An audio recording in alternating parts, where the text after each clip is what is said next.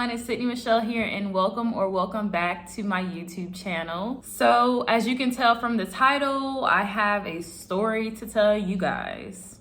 First things first, if you're new here, I am a grad student at WashU in Missouri, and I'm studying to get my Doctor of Physical Therapy degree. And with that degree, we have to go on 4 different clinicals throughout the duration of our program. So we're about to go on CE1, which is Clinical Education 1. And basically to speed through the first half of the process, we were randomly selected for where we would attend for our first clinical. I received my placement in Dallas, Texas at an outpatient ortho setting. So to start things off, one of my classmates, Janae, she ended up getting placed in an outpatient ortho setting in Austin, Texas, which is 2 hours away from where my clinic is. So with clinicals, you do have the option to switch out if you don't necessarily like the placement that you received the first go around. And there is a list where there are leftover clinics that no one was matched with. So on that list, one of the clinics was a clinic in Dallas. So we had the idea for her to try and switch from her Austin clinic to the Dallas clinic that was on that list so that we could possibly room together. Because with clinicals, you have to find your own housing. You're responsible for pretty much everything aside from where you're going for the actual clinical. So that means transportation, housing, food, everything. All the expenses are on you. So we speed things up. We find out where we're going for our clinicals. Janae goes to the switch meeting, which is where people go, the meeting that people go to if they wanted to switch their clinical. And for the specific clinic that Janae was requesting, they had several different locations. They have several different locations in the Dallas area. So she got to pick her top 10 locations that she wanted for that clinic, and she sent that off to our administration so that they can go contact them and, do all the administrative duties that go along with matching with the clinical.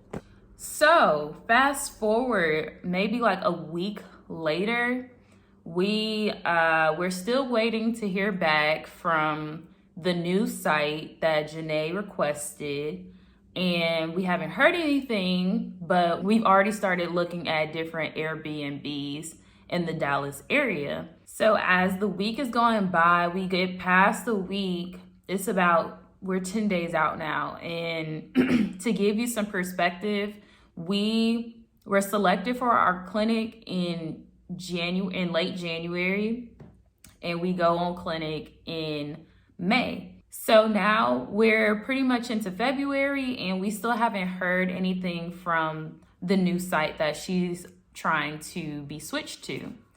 So Janae and I eventually get together and we're like, look, we need to actually find a place to live, because these Airbnbs are disappearing by the day. They're increasing in price as the days go along. So we just need to jump the gun and just put down a deposit on a place and then worry about the location of her site later, because all of the locations that she submitted were around the Dallas area. So a couple days later, we find the absolute perfect Airbnb for us to stay in.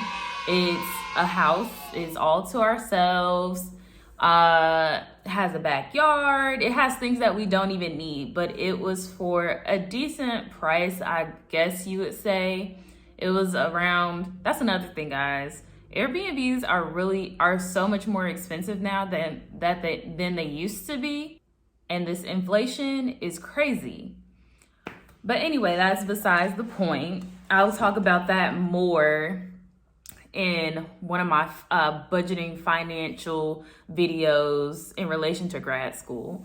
But yeah, that's for another day. So, all right, so we have our Airbnb now. We have put down half the deposit and we're all set. We've contacted the owner and he's like, yeah, we're all good. We found out that he's actually a speech language pathologist, which is another profession that works closely with physical therapists. So we thought that was pretty cool that We had something in common. We worked in the same type of field. So yeah, we had all of that together, and the next deposit wasn't due until later on, until after we moved in.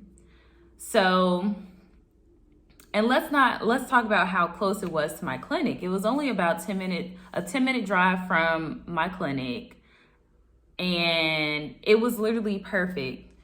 The only thing that we were waiting on still was Janae's site. I believe another couple of days goes by, and Janae decides to reach out to our administration to see, what's going on with her clinic and why are they taking so long to approve the switch, this, and that. And basically they're saying like they haven't responded yet. They've been contacting them. They just haven't. No one has confirmed that they can take Janae at this new site. So now we're getting kind of nervous because we're getting closer to clinicals, and we're like, oh my gosh, like what if they don't accept her? Or what if she has to find a new clinic? Like what's really going on? Is she gonna have to go somewhere totally different out of the state? It was just a lot of stress going on. And Airbnb's policies can be kind of wacky sometimes. And I believe the refund policy on our specific Airbnb was like, you can't, if you decide to cancel, you only have 48 hours to get your full refund back. If you cancel like before a certain day, you'll only get your refund minus 30 days of the stay and minus the service fee. So mind you, we booked this for only 2 months. So that means we will lose out on half of our money already. So that wasn't an option to even cancel the Airbnb if need be. So we're gonna fast forward a couple more days. So Janae gets word that the clinic fell through and they were no longer able to take her because they already filled all of the student positions for clinicals already. So now she's basically back to square one, and she doesn't have a clinic now.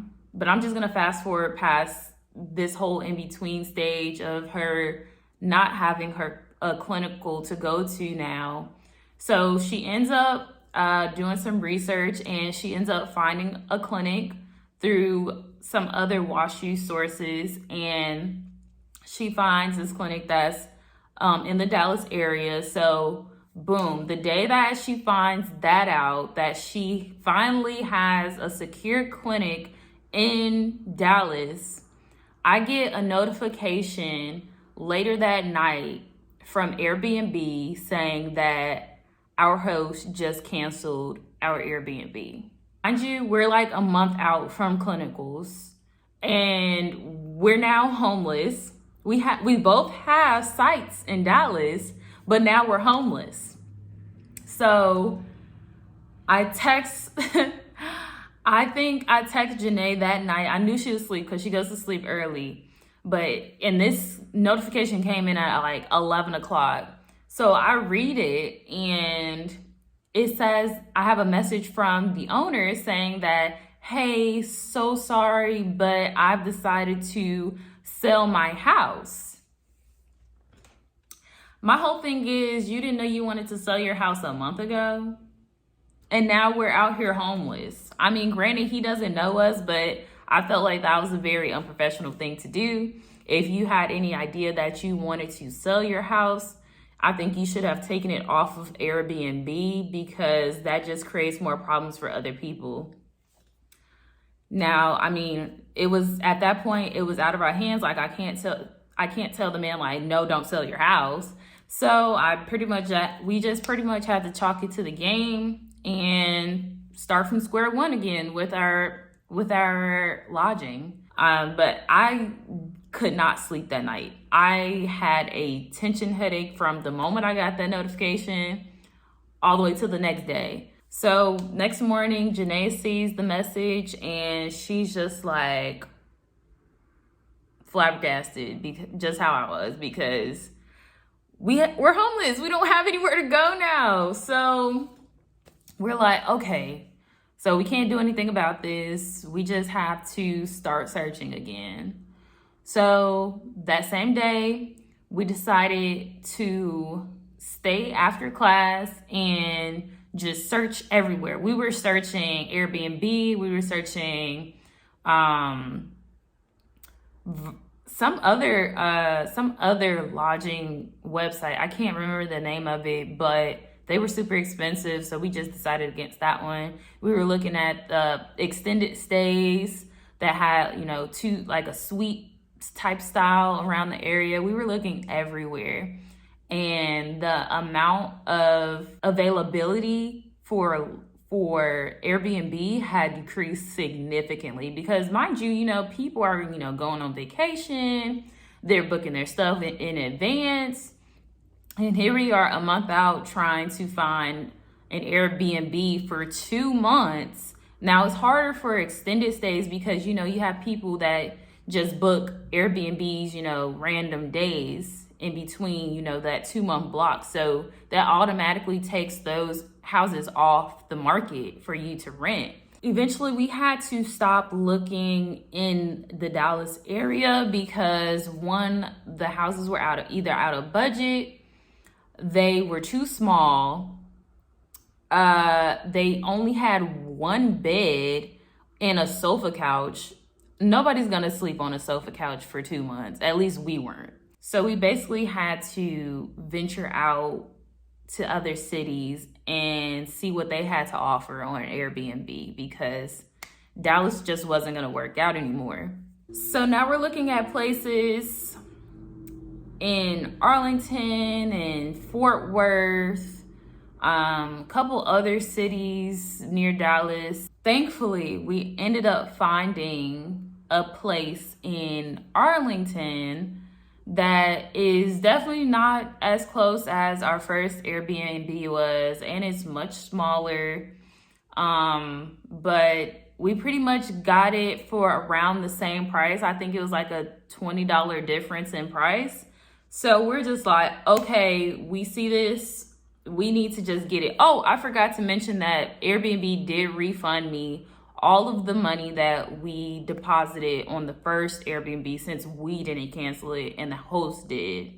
So we were able to get all of our money back and put that refund towards our next Airbnb that we chose.